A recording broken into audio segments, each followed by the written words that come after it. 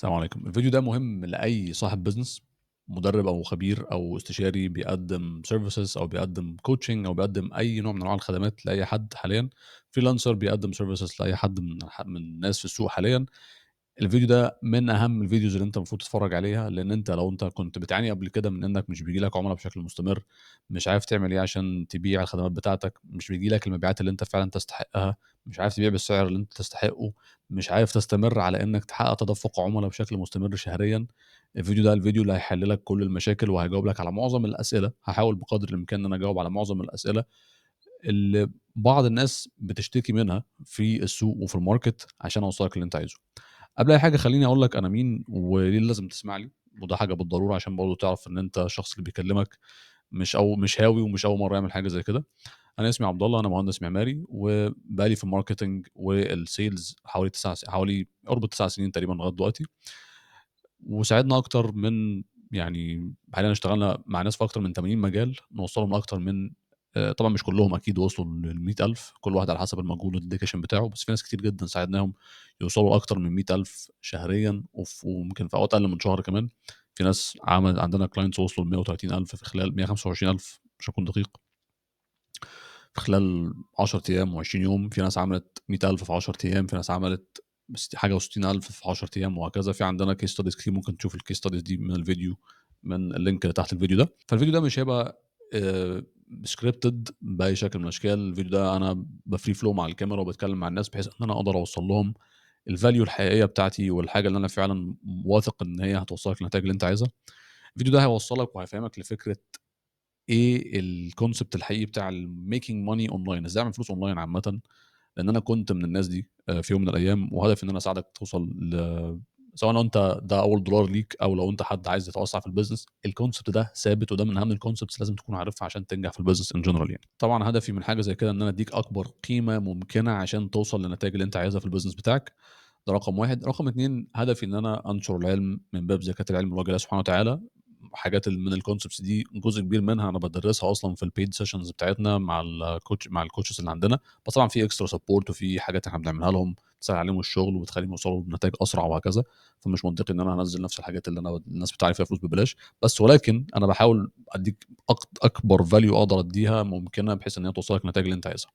دي حاجة. الحاجة التانية لمّا توصل لنتايج إن شاء الله، أو لمّا تحس بالقيمة المجانية اللي إحنا بنقدمها، بالعظمة اللي إحنا هنقدمها لك إن شاء الله بإذن واحد أحد يعني، أكيد في يومٍ ما بطريقةٍ ما تيجي تقول لي: "يا عبد الله أنا شايف إن أنت بتقدم value كويسة، خلّينا فعلًا نشتغل مع بعض وخلّينا نشوف أنت إزاي تقدر تساعدني أوصل لنتايج أكبر من اللي أنا باحققها حاليًا يعني." فأنا أستفيد وأنت تستفيد والكل يستفيد، وده الmain goal بتاعي. وخلّينا إن شاء الله نبدأ وأقول لك بالضبط إيه الsystems اللي أنت المفروض تعتمد عليها في الbusiness بتاعك عشان نوصل لنتيجة. كفاية كلام وخلّينا نبدأ في الشغل حاليًا. طيب أنا الwhite board اللي أنت شايفها دي هنبدأ نخطط فيها مع بعض كده concepts من أهم الconcepts اللي إحنا لازم نركّز فيها في الشغل بتاعنا عشان نوصل لنتيجة. طبعًا الmoney making in general حاجة بسيطة خالص كده، ده عبارة عن إيه؟ exchange of value خلاص؟ بمعنى أنا هادّيك قيمة، أنت هتدّيني money خلاص كده؟ بس هي مش بالبساطة دي. بمعنى مشاكل كبيرة أوي بتحصل في السوق بقى. معظم الfreelancers، معظم المدربين، معظم الاستشاريين، معظم أصحاب الbusiness فاكرين إيه؟ معظم الناس اللي بتبيع info products online فاكرين إيه؟ فاكر إن أنا اللي عندي ده value، أو من وجهة نظري من عيني أنا خلّينا نقول ده الcoach يعني الرسمة الفظيعة بتاعتي ده الcoach ماشي، ده الcoach. هو شايف إن هو من وجهة نظره بيقدّم value ضخمة جدًا، value كمان value ضخمة خلاص؟ العميل مش شايف ده، ودي أكبر مشكلة في الدنيا كلّها. العميل بتاعك عمره ما هيشوف الvalue بتاعتك زي ما أنت هتشوفها. الصح إن أنت المفروض تعمله عشان تاخد exchange of money عشان العميل يدّيك فلوس، إن هو يشوف الvalue بتاعتك زي ما أنت شايفها وأنت حاسسها، خلاص؟ دي حاجة، ده رقم 1. طيب رقم 2 إن أنت ممكن يكون عندك value ضخمة فعلًا، بس أنت مش شايف إن أنت عندك value ضخمة، فبالتالي بتسعر بأسعار قليلة جدًا، خلاص؟ مش شايف قيمتك الحقيقية. مشكله كبيره تانية، بلاقي مدربين بيكلموني انا عنده فعلا دي خامه واحد يبيع ب $5000 ب $2000 بارقام عاليه جدا، والاقيه بيقول لي والله هو انا في حد هلاقي حد يدفع لي $1000؟ انت جربت تطلب من حد $1000 وهو قال لك لا؟ فبس دي مشكله كبيره جدا. انت ممكن تكون شايف قيمتك صغيره جدا وانت فعلا كنز مخفي محدش عارف عنك حاجه، فاوعى تفكر بالطريقه دي. خلاص. وعميلك على فكره ممكن يكون محتاجك وبيدور عليك، بس انت عشان بتتكلم عن نفسك بطريقه اقل من وضعك الحقيقي بتاخد فلوس قليله، مش بتعمل فلوس اللي انت المفروض تستحقها.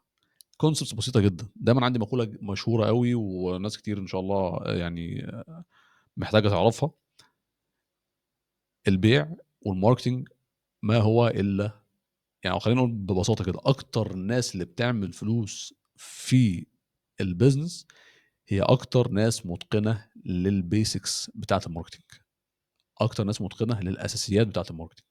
خلاص كده. طيب يبقى احنا قلنا ايه؟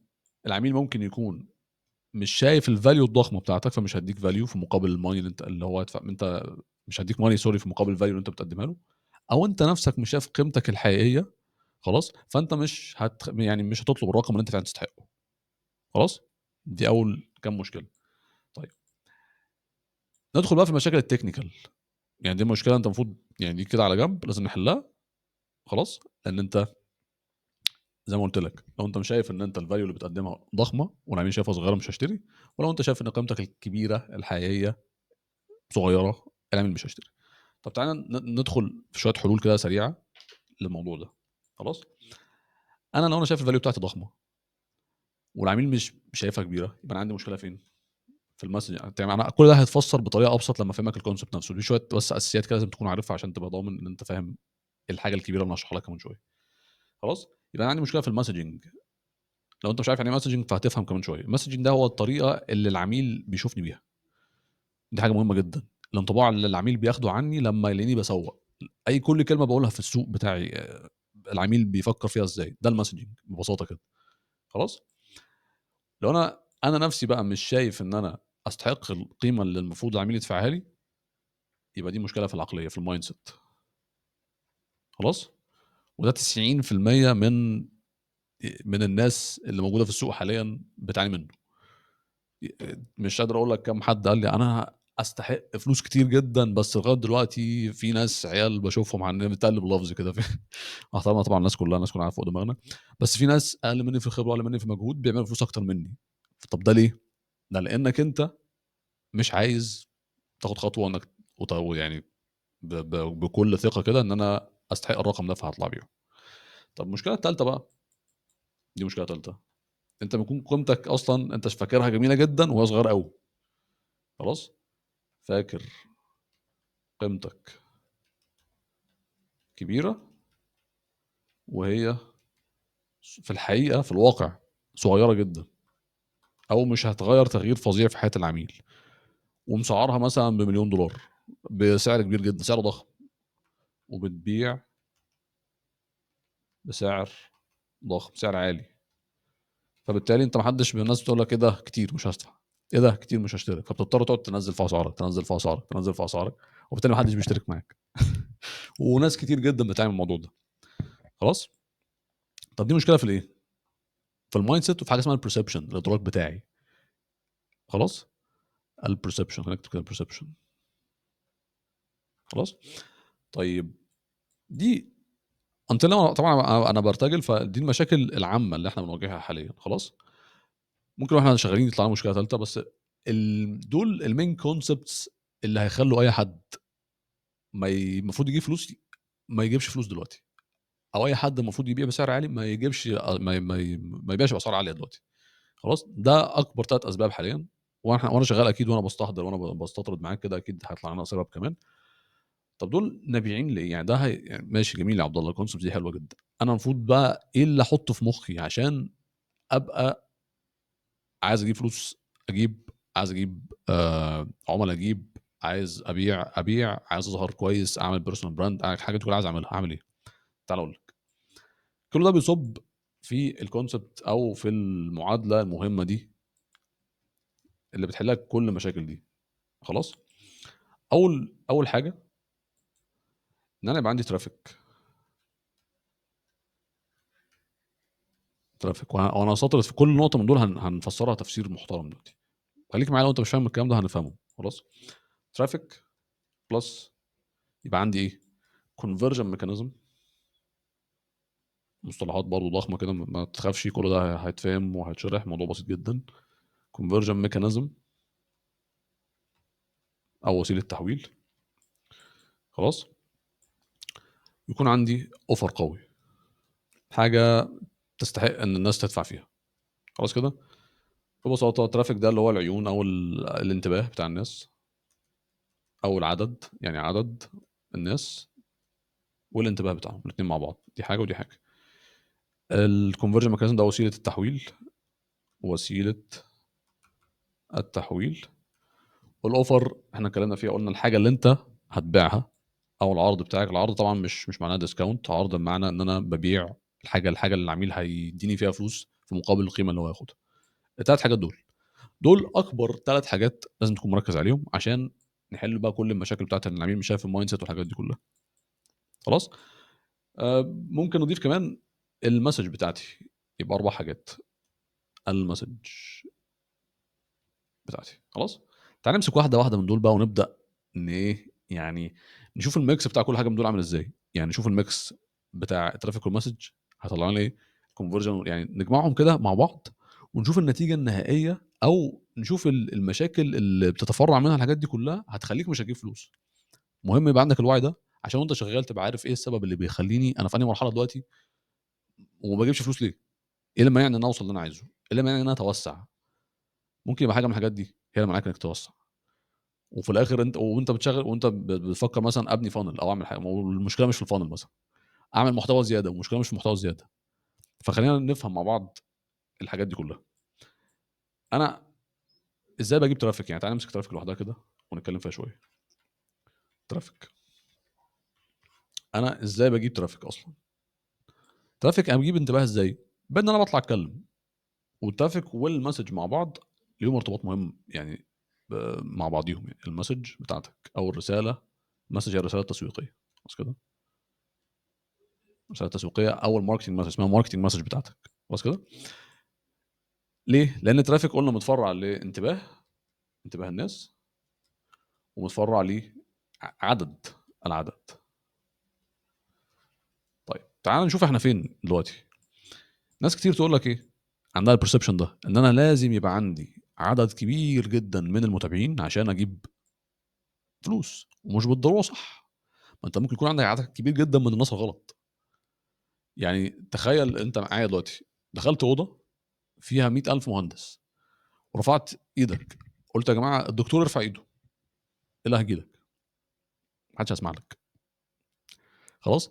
طب تعالى بقى نضاعف التخيل ده شويه. تخيل ان انت مش بس عملت كده، انت رحت صرفت في الاعلانات وكاتب الرساله التسويقيه بتاعتك في الاعلان بتقول مين الدكتور اللي هنا. خلاص. والرساله التسويقيه نفسك بتاعتها متوجهه للمهندسين. ايه اللي هيحصل؟ تعال نكتب الكلام ده عشان بس تبقى واعي الكلام اللي بقوله. خلاص. انا دكتور. خلاص. والعملاء بتوعي مثلا دكاتره. ماشي. ده العميل بتاعي، ده العميل اللي انا عايزه. خلاص. فانا رحت فيسبوك او انا كتبت اعلان، ده الاعلان بتاعي اهو. الكلام اللي انا في اعلان قايله ده المهندسين هم اللي هيحسوه اكتر، او هو اللي يعني اللي هيدرك الكلام ده المهندس مثلا. وقلت الفيسبوك وصرفت مثلا على الاعلان $200 مثلا. فيسبوك هيجيب لك عميل ازاي؟ توقع منين ان فيسبوك هيتشقلب لك ازاي ويجيب لك الشخص اللي انت عايزه؟ كام واحد غلط عمل الغلط ده في الشغل بتاعه؟ كتير جدا، كتير جدا عاملين كده. وناس تقول لك انا بصرف في الاعلانات فلوس ومفيش حد بيشتري. انا جربت اعلانات وما نجحتش معايا. مفيش حاجه اسمها كده. مفيش حاجه اسمها كده. مفيش حاجه اسمها جربت اعلان وما نجحش معايا. في حاجه اسمها انا المفروض كنت اتكلم لمين من الاول، وايه الطريقه المفروض اتكلم معاه بيها عشان الشخص ده يشتري مني. ده رقم واحد. العميل هو الماستر، هو القائد بتاع كل الكلام ده. خلاص كده. انا كنت متخيل ان في حاجه هنحتاج نقولها هنا في الحاجات دي. ماشي.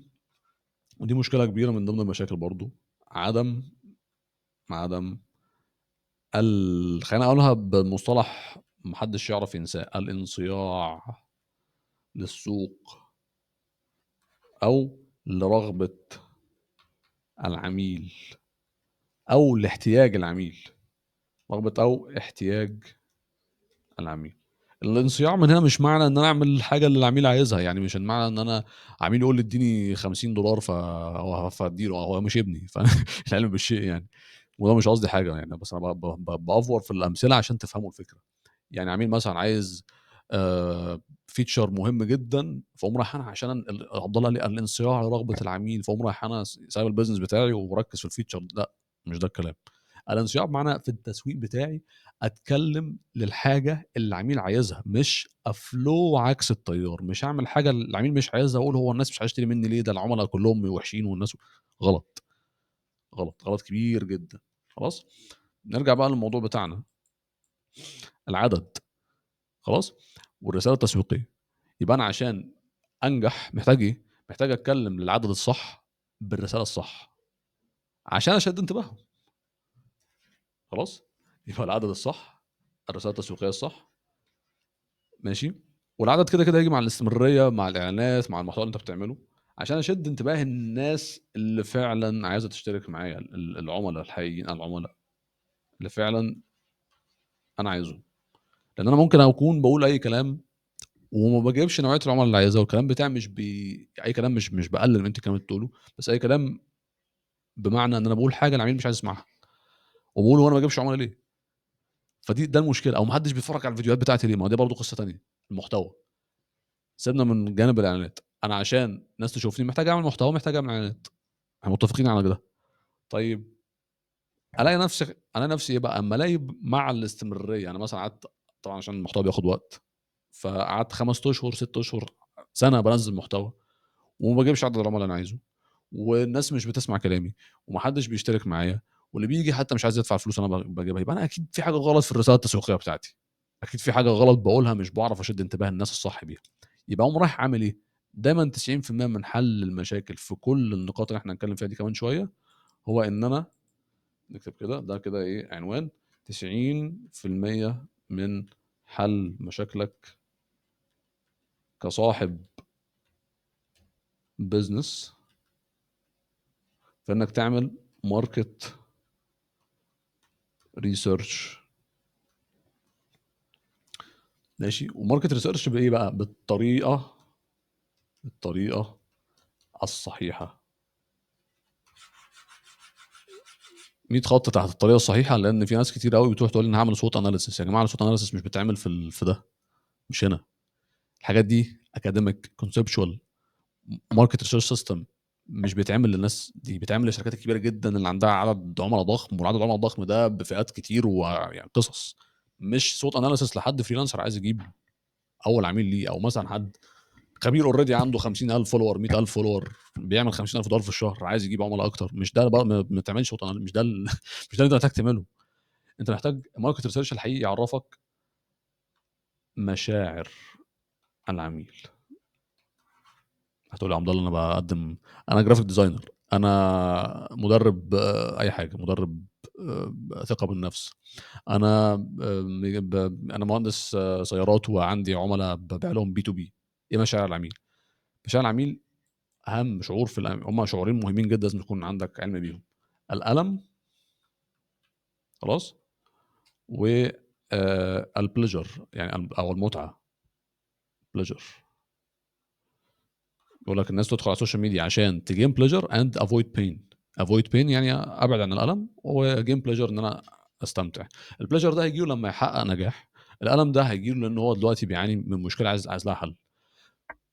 كل الريسيرش بتاعك منصب على الجزئيه دي، ابقى عارف ايه نقاط الالم اللي العميل بيعاني منها دلوقتي، مخنوق منها وعايز يحلها، عشان فعلا يحس ان في قيمه، عشان يبدا يشوف القيمه. نرجع بقى لقصه القيمه فوق، يبقى في اكسشينج اوف ماني حصل.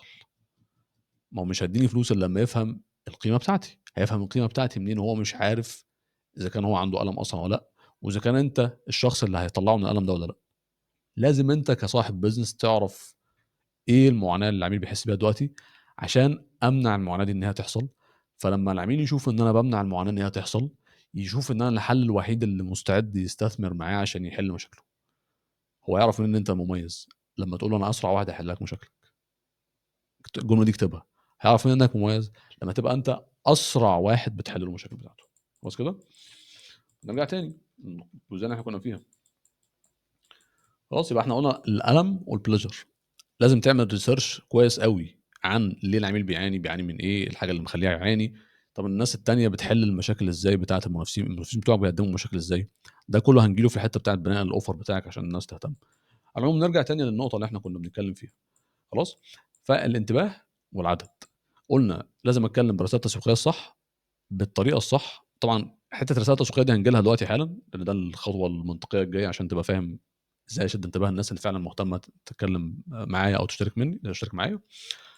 وان انا يعني لما اتكلم الرساله التسويقيه الصح لاكبر مده ممكنه في المحتوى. تعال نكتب كده المحتوى، نزوم كده. ده محتاج استمراريه، ماشي، ومحتاج كم كبير جدا، عدد. كم محتاج كم؟ نزل مرتين في اليوم لمدة سنة، محتاج كم عشان الناس تشوفني واتعرف وابني براند.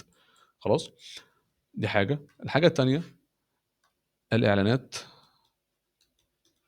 عشان أنجح فيها محتاج دقة في الرسالة بتاعتي، لأن هي كده كده أصلا لما أصرف فلوس أنا ضامن بنسبة 1000% إن في ناس هتشوف الفيديو. يعني فيسبوك هيجتهد يعمل أقصى جهد عنده عشان يجيب لي الناس المهتمة إنها تشوف الفيديو بتاعي.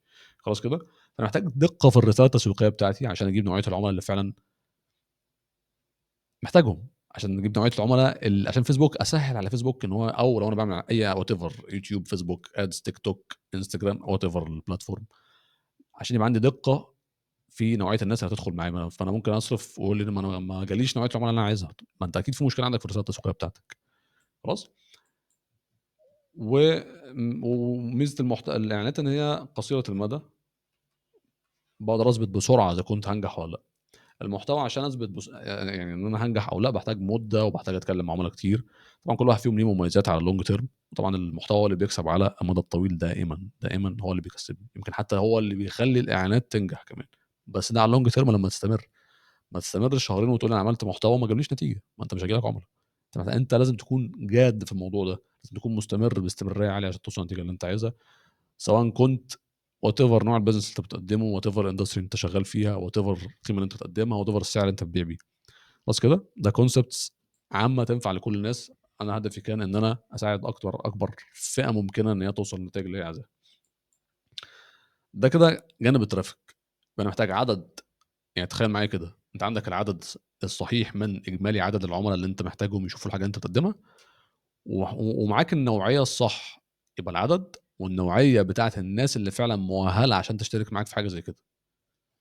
هل انت البيزنس بتاعك هيخسر؟ مستحيل. مستحيل.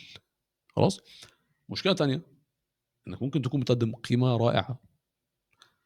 نرجع للستة المشاكل، نكمل هنا كده.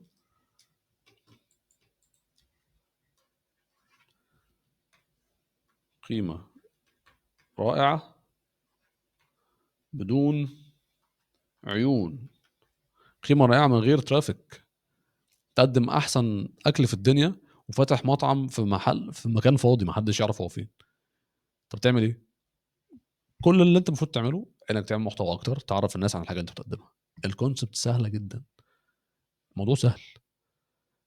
بس لو انت بتقدم حاجه فعلا قويه وانت واثق والعميل واثق والناس كلها واثقه وعارفه انك بتجيب نتيجه، عرف ناس اكتر على حاجه انت بتعملها. خد خطوه انك تصرف في الاعلانات اكتر، بس طبعا محتاجه حسبه، يعني ليها قصه.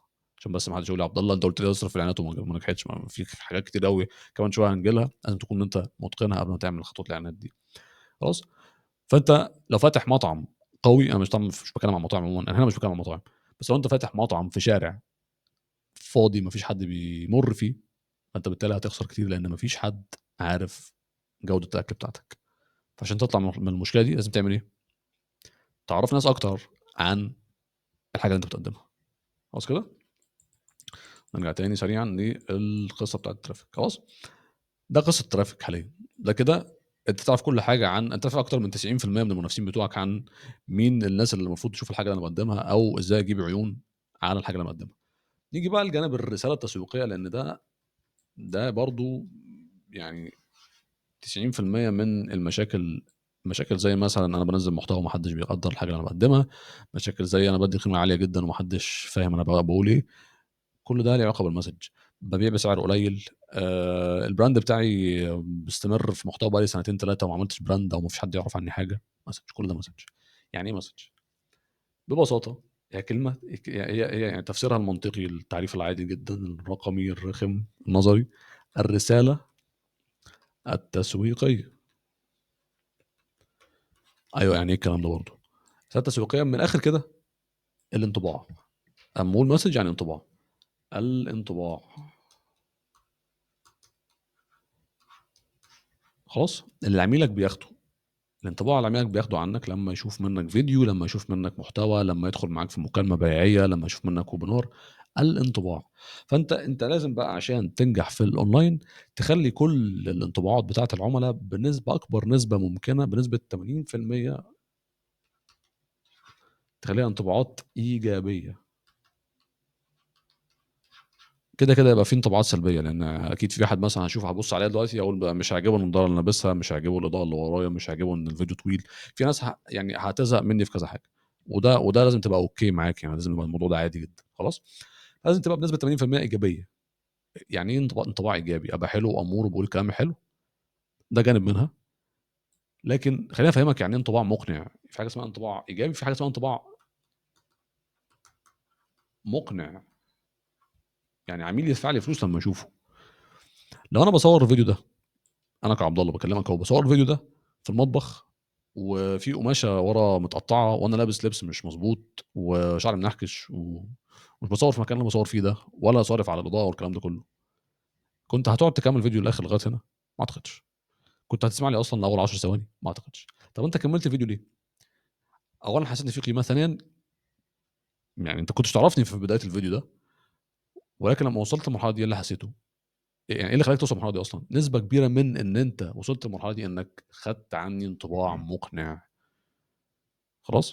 نسبة تانية من الناس هتشوف الفيديو ده هتيجي تقول لي: "عبد الله أنا محتاج مساعدتك في كذا، كذا، كذا، أنا الbusiness بتاعي كذا، فرص للbusiness نتكلم مع بعض." فلوس، مبيعات، ده اللي هيحصل. ده ثقةً في الله سبحانه وتعالى قبل أي حاجة. بس الفكرة كلّها فين؟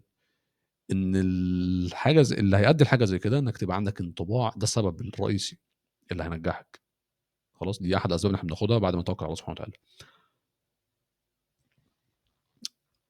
ف انطباع مقنع، عشان كده أنت هنا في الفيديو لغاية دلوقتي. خلاص؟ طَب عشان أعمل انطباع مقنع محتاج إيه؟ في عناصر رئيسية مهمة لازم تبقى عندك عشان تعمل انطباع مقنع. أولًا إنّك تظهر بالكاركتر أو الشخصية الصح. خلاص؟ شخصية الخبير، الشخصية الصحيحة، الشخصية الصحيحة. خلاص؟ الشخصية الصحيحة شخصية الexpert. خلاص؟ يعني أنا باكلمك دلوقتي، أنت وأنت بتكلمني أنت حاسس إن الراجل ده فاهم في الmarketing somehow. هل في ناس ممكن تحس إن هو مش فاهم؟ whatever براحتهم، بس أنا شايف إن معظم الناس اللي هتشوفها تقول لا الشخص ده فاهم وعارف هو بيقول إيه. الشخصية الصح للعميل الصح. خلاص كده؟ يبقى الشخصية الصح لازم تكون أنت الشخصية الصح. يعني أنت الشخص اللي فاهم في المجال بتاعه فعلًا، أنت الشخص اللي محقق النتايج اللي العميل عايز يوصل لها. يعني ما تقوليش مثلًا إن أنت طول عمرك مهندس، خلاص، وهتروح تفتح لي مثلًا آآ كورس الناس الأطفال الصغيرين اللي عايزين يتعلموا يقولوا الحروف الأبجدية من A to Z مثلًا، وتقول لي أنا عايز أبيع high ticket. أنت الشخصية الغلط للطفل ده. أنت مهندس أصلًا مش مدرس، فالعميل مش هيصدقك. ده رقم 1. رقم 2، فين ما راجعتش نفسك ليه؟ عملت list كده بالخبرات اللي عندك، قعدت تقول لأ ده أنا فعلًا في ناس ممكن تستفيد مني لو أنا مهندس. مين هم؟ لو أنا مثلًا مهندس 20 سنة خبرة، الناس الخريجين هيستفيدوا من ده. أنا اشتغلت في business قبل كده ووصلت لمرحلة منه كبيرة كمدير whatever كان الشخصية بتاعتي إيه في الrole بتاعي ده، فممكن أعمل business to business offers. اشتغلت في business كبيرة فأنا فاهم أنا باعمل إيه. ده جانب من جوانب إن أنا أتكلم بالشخصية الصح، أو أنا عارف شخصيتي هتوصلني لإيه، عشان العميل يقتنع بيّا من الأول. خلاص؟ لازم أكون أنا الشخصية الصح اللي فعلًا تستحق إن هي يعني تبيع بالأسعار دي. ما أكونش لسه مبتدئ ورايح أقول السلام عليكم أنا جامد جدًا، تعالَ اشترك معايا هاخد منك $3000 وأنا ما عملتش حاجة ولا اشتغلت معاهم قبل كده. مش منطق، ده مش منطق. خلاص؟ دي حاجة. الحاجة التانية جانب آخر من جوانب الشخصية الصح، إن العميل لمّا يشوفني يقول ده فعلا الشخص اللي انا هعمل معاه بزنس. انت بنسبه كبيره او بشكل او باخر لما شفتني قلت اه لا فعلا الراجل ده يستحق ان احنا نعمل بزنس مع بعض، لان هو فاهم وشكله حلو ومش عارف ايه. في حاجات الشكل مهم طبعا في الجانب ده. فانت لازم تظهر بمظهر الشخص الخبير اللي فعلا العميل عايز يشوفك فيه. ما تبقاش انت دكتور مثلا، وطبعا بجيب مثال الدكتور ده انه مثال سهل. فما تبقاش انت دكتور ومش قاعد في العياده مثلا وانت بتتكلم في المحتوى بتاعك، خلاص فالعميل مش هيصدقك. او ما تبقاش انت وليكن ضابط ولابس ملكي و... وعمال تتكلم مع الناس في القانون مثلا وليكن، يعني بس بديك فكره يعني. ما تبقاش انت بزنس اونر وشخص بتبيع بقى الاوفرز بتاعه الكونفدنس والثقه بالنفس، وانت قاعد عامل كده في الميتنج او قاعد بتتكلم كده في الاعلان وبتقول تعالوا يا جماعه اعلمكم الثقه بالنفس. ما فيش الكلام ده. فلازم تتكلم بشخصيه صح. اعتقد انت فهمت الحته دي، والحته دي كنت لبها احسن عشان ادخل، عشان الفيديو هيطول اكتر من كده لو قعدت تستمر في الشرح يعني. النقطه الثانيه انك تكلم العميل الصح، وده طبعا يعني ده الاول، ده اول نقطه. دي النقطه الاولى، العميل الصحيح. خلاص. انت مهندس هتكلم المهندس، لو ده عميلك يعني. انت دكتور عارف ان انت مثلا بتكلم الخريجين، فيبقى كلامك كله للخريجين وينفع للخريجين ومناسب للناس دي كلها. خلاص. انت فريلانس جرافيك ديزاينر متارجت البيرسونال براندز، يبقى انت تركز مع البيرسونال براندز وتتكلم بالحاجات اللي البيرسونال براندز عايزين يعملوها. ما تروحش تقول مثلا هعمل لك لوجو. يعني انا لو حد، انا دلوقتي بحاول ابني بيرسونال براند بتاعتي، يجي واحد يقول لي هعمل لك لوجو. يعني مش عايز لوجو، انا عايز حد يقول لي انا هعمل لك فيجوال ايدنتيتي تعرف تستخدمها بعد كده في البراند بتاعتك، عشان العميل لما يشوفك يحس ان انت الشخص اللي مستعد يشتري منك فعلا. اه ده حد لو جرافيك ديزاينر بعت لي الكلام ده اقول اه ده فاهم، ده عارف انا بعمل ايه، ده فاهم الجولز بتاعتي، او ده بيكلمني بالعقليه اللي المفروض يعني. فاهم قصدي؟ انت اكيد فاهم قصدي. هتعرف الكلام ده منين؟ طيب لما تعمل الماركت ريسيرش. لما نعمل ايه؟ فين الماركت ريسيرش؟ اهو اعمله، ده اول حاجه. 90% من مشاكلك هتحل لما تعمل الماركت ريسيرش. خلاص نرجع تاني. العميل الصح ده اوبفيوس، نقطه واضحه. الوقت الصح.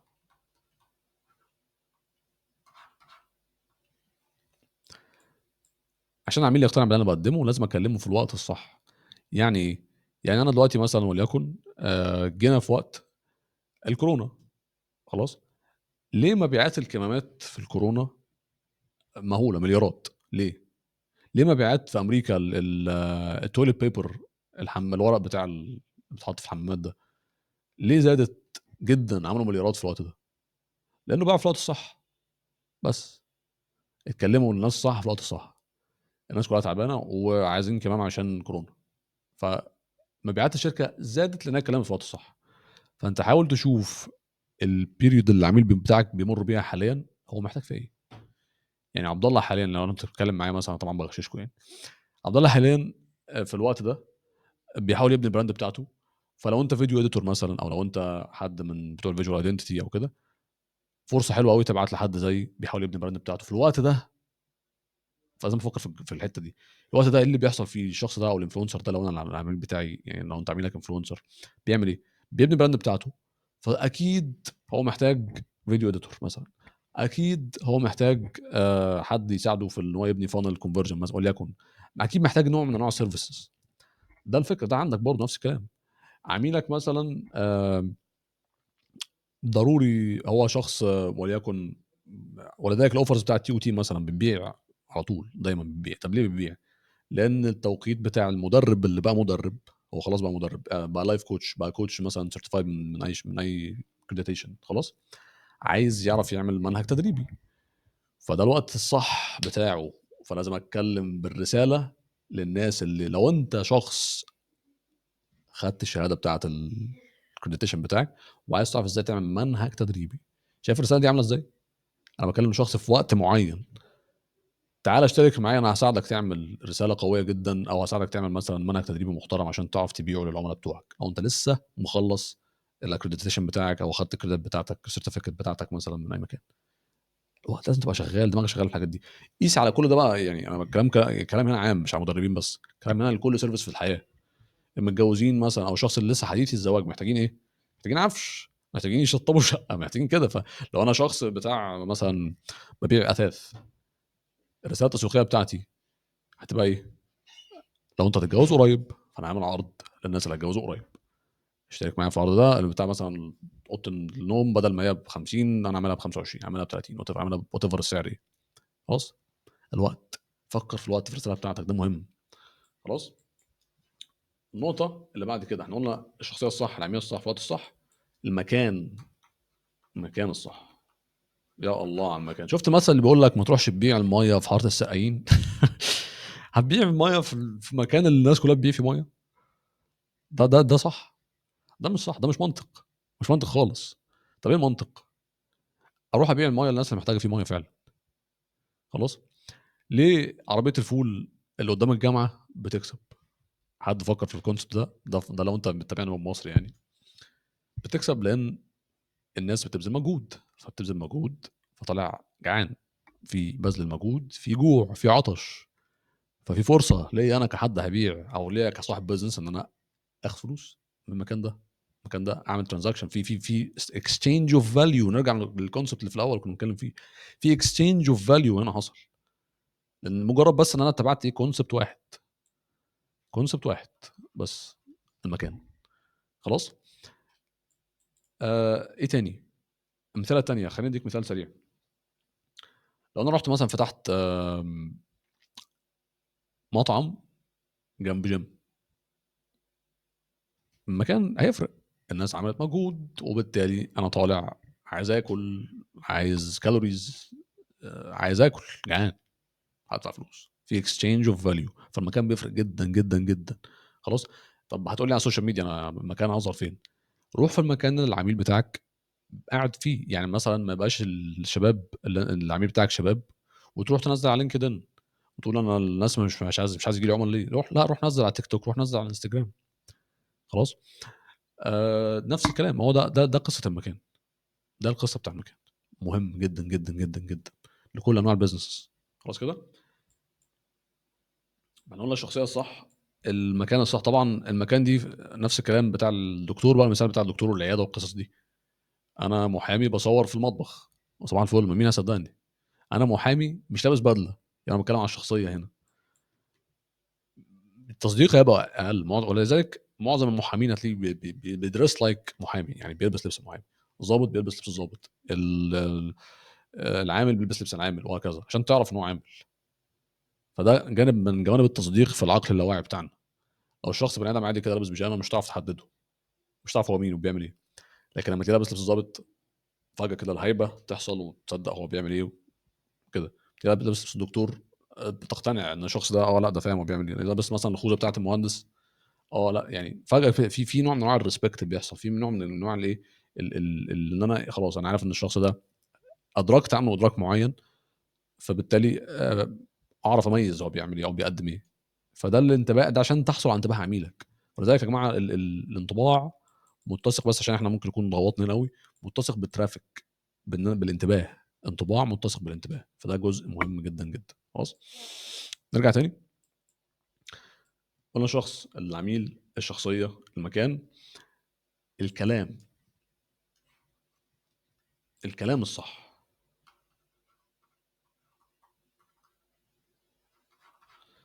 خلاص. مثال، ابسط مثال خالص، انا عامل كل السيت اب ده وعمال اكلمك في الماركتنج والكلام اللطيف ده كله، وفي الاخر قعدت ارمي افيهات وقلت كلام غير اللي انت عايز تسمعه خالص. او وعدتك وعد في بدايه وده بقى طبعا رص على كده بقى، عيش حياتك بقى في التخيل بقى المشاكل كلها اللي ممكن تحصل في الموضوع ده إيه. وعدتك ان انت هتاخد فاليو خطير جدا جدا جدا، والفيديو كان 5 دقايق ما ادتكش فاليو. او الفيديو كان طويل جدا وقعدت ارغي في نفس الكونسبت 60 سنه، ما بنفس الكلام، قلت كلام غلط، ما قلتش كلام صح. او دخلت على السوشيال ميديا، صورت في مكان صح وعملت صرفت على البراندنج بتاعي وعملت شكل جامد جدا وظهرت في الشخصيه الصح والكلام ده كله، وفي الاخر قلت لك يا جماعه، دخلت في اوضه الدكاتره قلت لكم، قلت لو حد مهندس يرفع ايده، قلت الكلام الغلط. مهم جدا جدا جدا الموضوع ده. وده يمكن اكتر مستخدم فين، مستخدم يعني الناس اللي فاتحه اوف لاين بزنسز ما بتعملش مشاكل، يعني ما عندهاش المشكله دي. ده اكتر في الاونلاين، اكتر في الاونلاين الموضوع ده. لان انا ممكن اكون بقول كلام العميل مش، او مثلا بقول كلام تقيل. يعني في عندك مشاكل برضو، عيش حياتك في الكلام ده، اسرح بخيالك في كل المشاكل اللي ممكن تحصل في موضوع الكلام ده. خلاص.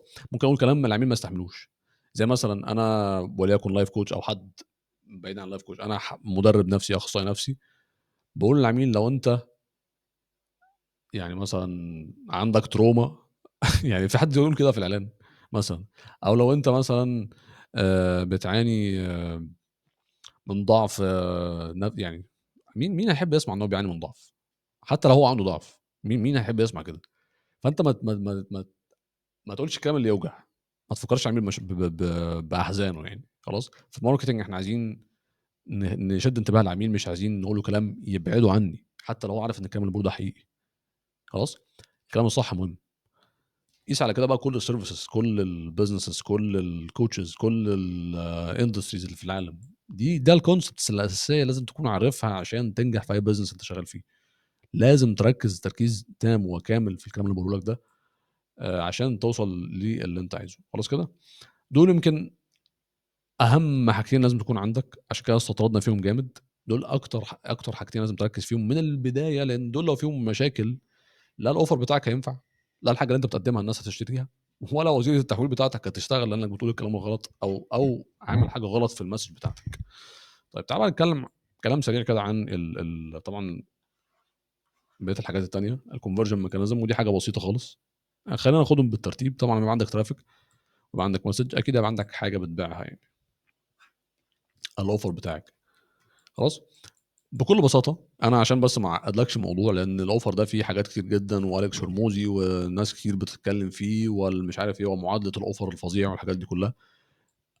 خلّينا نرجع للmarketing basics. إيه الmarketing basics؟ إحنا قُلنا الbusiness عبارة عن إيه؟ exchange of value، خلاص كده؟ تبادل للقيمة. فأنت أكتر حاجتين لازم تركّز عليهم مع العُملا بتوعك، إنّك رقم 1 أكتر كذا حاجة، يعني خلّيني بس عشان أنا باستطرد فكل شوية يطلع في دماغي فكرة. إنّك رقم 1 تريّحهم، ده رقم 1 تمام. رقم 2 توفّر لهم وقت. دي أنواع القيمة اللي أنت هتدّيها، ده الexchange اللي بيحصل عشان يدّيك فلوس. يا يرتاح لمّا يسمع لك، أو لمّا يرتاح لمّا تحل له مشكلة، توفّر لهم وقت، خلاص، وتوفّر لهم مجهود، يعني مجهود ووقت مع بعض، تحل لهم مشكلة، وده برضه تحت بند تريّحهم، بس يعني ده مشكلة ضخمة، سواء المشكلة دي كانت نفسية، وده مهم برضه نفسية. يعني مثلًا المحامي بيعمل إيه؟ بيحل مشكلة نفسية كبيرة جدًا عند المجتمع. حد مثلًا عنده مشكلة، حد كان اتظلم، فهو بيساعد، هو هيساعدك في الجانب ده، فهو بيحل مشكلة كبيرة جدًا، مشكلة ضخمة نفسيًا، خلاص، تحل لهم مشكلة نفسية كبيرة. برضه المدربين الأخصائيين النفسيين، الcoaches، الناس اللي بتتكلم في relationship، الناس اللي بتتكلم في الجانب التربوي، والحاجات دي كلها مهمة جدًا، بتحل مشاكل نفسية كبيرة جدًا، فبتريّح العميل وبتوفّر لهم وقت. فأنت كل اللي أنت محتاج تعمله إنك تريّح العميل وتوفّر له وقت وتحل له المشكلة. ده بقى بُص، يعني ده أهم حاجة. يعني المشكلة تكون ضخمة بيعاني، العميل لازم يكون بيعاني وعايز يحل، بيعاني وعايز يحل ومشكلة ضخمة، ال3 مع بعض. لكن لو مش بيعاني والدنيا ماشية، مش هيبقى عنده أولوية إنه يدفع لك.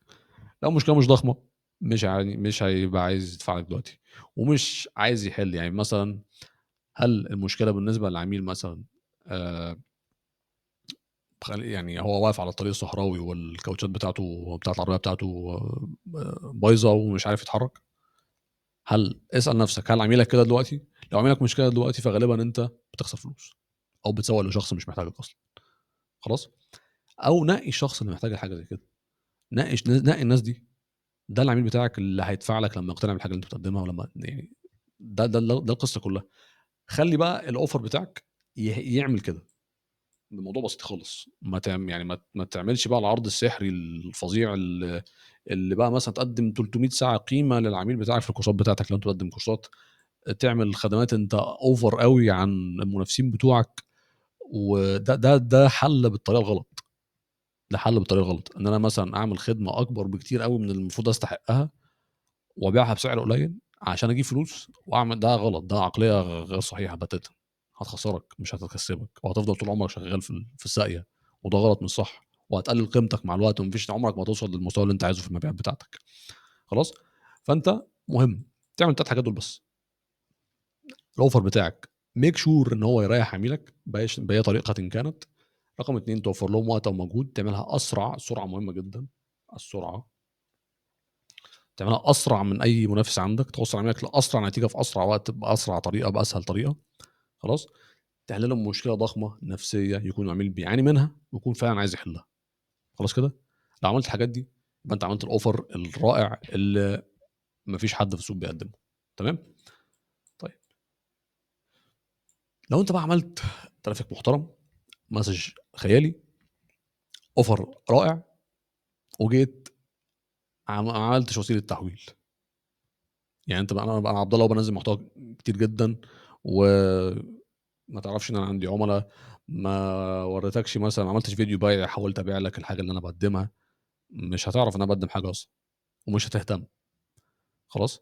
ففي ناس فعلا فعلا فعلا ممكن يكون عندها احسن براند في الحياه بس ما عندوش وسيله تحويل. يعني احمد ابو زيد مثلا عنده 8 مليون مشترك. طب ما تعمل برنامج تدريبي ازاي تنجح على اليوتيوب. يعني ده انا اوفيوس، لو حد يا جماعه شاف احمد ابو زيد يعرفه عليا يقول له تعالى يا عبد الله يساعدك تعمل حاجه زي كده، هيعمل ملايين فعليا. انت عندك 8 مليون مشترك، عملت كورس ازاي تنجح على اليوتيوب، انت الشخصيه الصح للعميل الصح في الوقت الصح. الناس كلها عايزه تعمل فلوس دلوقتي، انت يعني محقق حاجات كتير قوي من المعادله دي، بس ما عندكش وسيله تحويل، ما عملتش فيديو بيعي او ويبينار. تعالوا يا جماعه اعمل لكم ويبينار اعرفك ازاي تجيب فلوس من اليوتيوب. شكرا، باي باي. خلاص. يعني هو كان بيعمل اكس بيعمل 10 اكس، يعني مش اقل من مليون دولار في السنه، 2 مليون دولار في السنه في اوفر زي ده. فاللي يعرفوا يمنش يعني يمنشنا عنده يعني. المهم، وسيله التحويل. ايه وسيله التحويل بتاعتك؟ تعالى بقى نطلع فوق كده. ايه هي اصلا وسيله، يعني ايه وسيله تحويل؟ خلينا نطلع فوق اكتر كده من هنا، نكتب كده عنوان بسيط كده عشان بس في كل حاجه تبقى شايف كل حاجه. الكونفرجن ميكانيزم. ببساطه خالص، حاجه هدفها ان هي تحول شخص من مهتم لعميل. بس كده. ايه بقى الحاجه اللي هتحول شخص من مهتم لعميل؟ بكل بساطه وانجح وسيله لغايه دلوقتي ساعدنا بيها طبعا، دي اي حد ايا كان مستواك، ايا كان انت مبتدئ ولا خبير، ايا كان عندك براند ولا لا، ايا كان انت ايه في الدنيا، ايا كان نوع البيزنس بتاعك، لازم يبقى عندك حاجه اسمها في اس ال، فيديو سيلز لتر. فيديو بيعي. حاجه يعني لازم يكون عندك حاجه تبيعها، حاجه يعني حاجه بتشرح فيها انا ايه بقدمه لمين ومين يشترك معايا. بكل بساطه طبعا هي لها سيستمز وكونسبتس ولها قصص ليها باع. خلاص. هنبقى نتكلم فيه بعد كده لو انتوا حد حابب يعني. ماشي. مفيش بيزنس في الدنيا ما ينفعش ما يبقاش عنده فيديو بيع، ومفيش بيزنس في الدنيا لو ما عملش فيديو بيع مش هيجيب فلوس. يعني ده منطق غريب برضه. يعني في ناس برضه ايه، تقول لك انا مثلا انا ببيع على الواتساب، جميل. طب لو عميلك شاف منك فيديو، في فرق في الفاليو. اعمل فيديو بيع، وري عميلك قد ايه انت شاطر.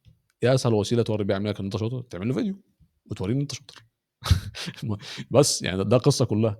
بس في طبعا في كونسبتس كبيره جدا، وفي سيستمز، وفي كلام صح المفروض يتقال في الفيديو، وفي مسجنج في الفيديو، وفي مسجنج في المحتوى. المسجنج ده داخل معاك في كل حاجه. خلاص. وفي مسجنج في الاعلان بتاعك، في مسجنج في الكونتنت بتاعك، وهكذا. خلاص. فدي ابسط وسيله، او يعني دي مش ابسط وسيله، في ابسط من كده اقول لك عليها كمان شويه، بس ده وسيله اساسيه حتى لو كانت مش بسيطه قوي، بس وسيله اساسيه. يعتبر 100% 100% فعليا من العملاء اللي احنا ساعدناهم يجيبوا مبيعات، عملائنا كلهم عملوا فيديو بيعي. كلهم عملوا فيديوهات بيعيه تقريبا على ما اتذكر يعني. ما عدا كام حد، يعني في ناس بسيطه بس ما عملتش فيديوهات بيعيه من اللي هم بيبيعوا من يعني الاوفرز اللي كانت بتتباع بالرسائل. يعني انا كلمت حد مهتم واشترك خلاص، نسبه كبيره منهم عندهم فيديوهات بيعيه يعني. طيب ايه الوسيله الابسط من كده لو انا ما عنديش فيديو بيعي؟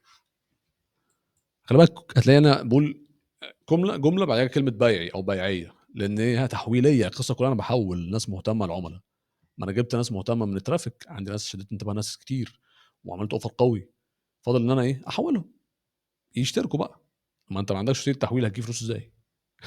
في ناس عندها اوفر قوي جدا وكل الحاجات دي كلها، بس زي ما قلنا مثال احمد ابو زيد ما عندوش وسيله تحويل. خلاص.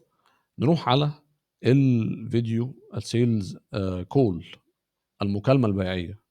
لما بقول لك حاجه بيعي، جمله بيع على طول، عشان انا هنا في التحويل. مكالمه بيعيه.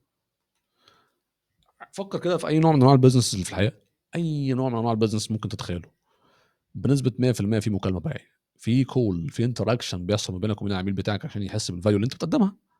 فانت ما تتوقعش بقى ان انا بص يا عبد الله انا عايز اكتر سيستم اوتوميتد في الحياه يخلي الناس تجيب لي فلوس. هل ده منطقي؟ مش منطقي. هل كل الناس اللي في الحياه في البيزنس كده؟ مفيش حاجه اسمها كده. بنسبه 500% في لازم يبقى في وسيله تواصل بينك وبين العميل بتاعك. بنسبه 500% العميل لما يشوف الويبينار بتاعتك هيحتاج يكلم حد على الاقل قبل ما ياخد منك، او يعني قبل ما ياخد منك القيمه بتاعتك، او قبل ما يحول لك فلوسه. حط نفسك مكان العميل يا اخي. هتدفع لحد 3000 دولار، اكيد عايز تتكلم معاه تشوف مين الشخص، تفهم هتديله فلوس دي ازاي. مش انام واقول انا يلا بينا البيع واللي يحصل يحصل وانا عايز اكتر سيستم اوتوميتد ومش عايز اشتغل. مفيش حاجه اسمها كده. خلينا واقعيين يعني. بس فانت ده مهم، ده مهم جدا جدا ان انت يبقى عندك وسائل، على الاقل دول وسيلتين دول بس. خلاص. طب تعالى اقول لك ازاي تستخدمهم. انت بتنزل محتوى فريلانسر عادي جدا، بتبعت للناس. مثلا لو بعت ل 50 حد كل يوم قلت له والله السلام عليكم انا بقدم مثلا سيرفيس الفيديو اديتنج مثلا. خلاص. شايف ان انت عبد الله انت بتبني براند قوي جدا، وانا شايف ان انا عملت فيديو اديتس بالطريقه المعينه الفلانيه. شايف ان انت مع الوقت مش هيبقى عندك وقت ان انت تعمل اديت بنفسك، فاكيد انت محتاج تيم يعمل لك فيديو اديتنج، وهنريحك في الموضوع ده خالص. لو حابب تدخل مكالمه ابعت لي. دعيته للكونفرجن الميكانيزم بتاعتي، تعالى نعمل مكالمه افهمك انا شاطر قد ايه فتحولي فلوس. خلاص. او اصلا ابعت له الفيديو من البدايه. عبد الله انا بصور فيديو زي الفيديو انا بصوره ده، دخلت عندك على الشانل بتاعتك ولقيت القيمه اللي انت بتقدمها حلوه، فحسيت ان احنا لو عملنا فيديو اديتنج هيحصل لك 1 2 3 4، فهتلاقي نفسك عايز تشترك معايا. في فيديو انا شفته منك فانت اقنعتني، فده مهم. اي بزنس في الدنيا محتاج الحاجات دي. قيس بقى كده على كل انواع اي يعني ما تقول ما, يعني ما تحاولش دماغك تجيبك ان انا مش هينفع لي الحوار ده. لا، هو هينفع لك ومجربينه في اكثر من 80 مجال. خلاص كده. فيديو بقى ينفع لاي مجال. خلاص. بس ده كل اللي انت المفروض تعمله عشان اي بزنس في الدنيا ينجح. خلاص كده. طبعا في كم معلومات كبير جدا، ده يمكن انا قلت لك ده ما يكملش. يعني ده كده عباره عن قمه الجبل الجليدي زي ما بيقولوا، قمه الجبل الثلجي. ده قليل جدا يعني. ده يعني مش عايز ادي نسبه، بس ده يعني مضطر ادي نسبه 5% من اللي انا اعرفه عن الماركتنج عامه. خلاص. بقى لنا يمكن قرب ساعه داخلين في الساعه اهو، بنشرح كونسبتس اساسيه مهمه. اي بزنس في الحياه لازم يبقى عنده الكونسبتس دي عشان ينجح في السوق. واتمنى انك لو عندك اي سؤال في حاجه مش عارفها تبعت لي عشان نشرح اكتر، نفصل اكتر، نقول مشاكل اكتر، ندي فاليو اكبر، وننشر الفيديو ده لاكبر عدد ممكن من الناس. طبعا تمني رقم 2، التمني التاني انك لو انت عجبك حاجه زي كده، عجبك النوع ده من الفيديوهات، الشروحات اللي هنقدمها، اكتب لي في الكومنتس قول لي عبد الله انا شايف ان الحاجه اللي انت بتقدمها دي فادتني جدا، وانا محتاج شروحات في كذا وكذا. شير الفيديو ده لاكبر عدد ممكن من الناس اللي محتاجه الفيديوهات دي. واسال اللهم يعني يا ربي ان تنفع بهذا الفيديو، تنفع بالعلم اللي عندي، وتنفع باكبر عدد ممكن من الناس. واحسبه على الله يعني زكاه علم، ده نيتي من البدايه ان انا اساعد كل الناس اللي عايزه تبني بزنس في الاول ان هي توصل لاكبر عدد ممكن من العملاء، وكلنا نستفيد، وانا استفيد وانت تستفيد. خلاص كده. يومك زي الفل. اتمنى يكون الفيديو ده كان مفيد ليك ومفيد للبزنس بتاعك. واخيرا لو احتجت اي حاجه ليها علاقه بالماركتنج، حابب ان احنا نساعدك توصل لبزنس اعلى، تعمل فلوس اكتر في البزنس بتاعك، لو انت مدرب، مقدم كورسات، خبير، كونتنت كريتور، فريلانسر، تقدر تبعت لي وانا باذن الله هساعدك واعرفك السيستم بتاعتنا عامله ازاي. كان معاكم عبد الله. اتمنى يكون الفيديو فادك وضاف لك حاجه. يومكم زي الفل، واشوفك في الفيديو اللي جاي ان شاء الله.